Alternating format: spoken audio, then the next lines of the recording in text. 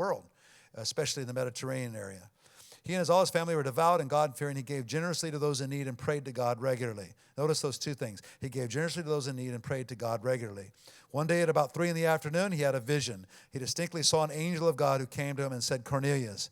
Cornelius stared at him in fear. What is it, Lord? He asked. The angel answered, your prayers and gifts to the poor have come up as a memorial offering before God. What an amazing thing. It's reminiscent of the incense, actually.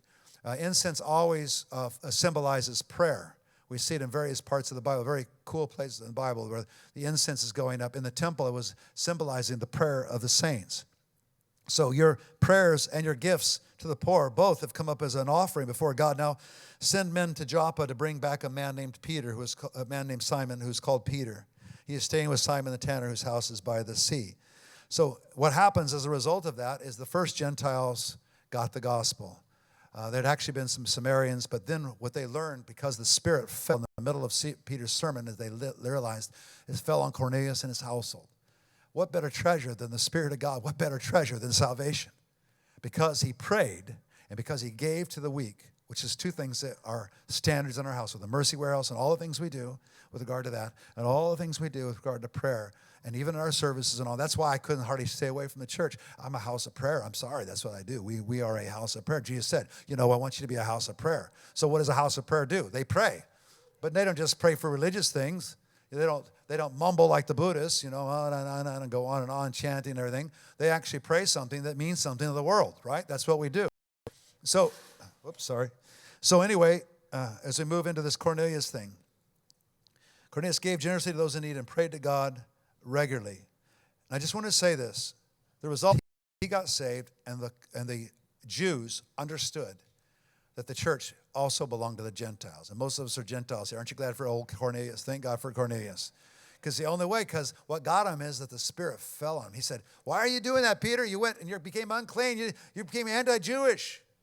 No, the Lord spoke to me. He told me to go. And then, wow, the Spirit fell. And they said, the Spirit fell? Yeah. Oh. Wow, this thing's going worldwide. Oh my gosh, not just the Jews, but it's for everybody. What a revelation, what an amazing thing. So we're a church in this way. See, what Cornelius did was he got heaven's attention. And he did it for two ways. First through praying, and the second through giving. So you see, the thing is, when we get in trouble or difficulty or limitedness, actually, then that's the time we put the accelerator down and we learn to give. We learn to face the wind. We learn to be a giver. Giving and generosity generates God's attention, as does prayer and crying.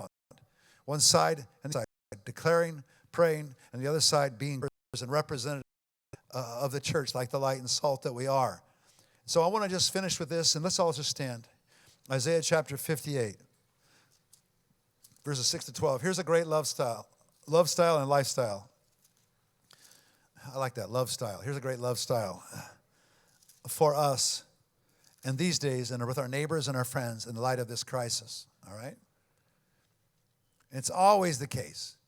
But let's just underline it in this day. Here's the Lord's promise of blessing.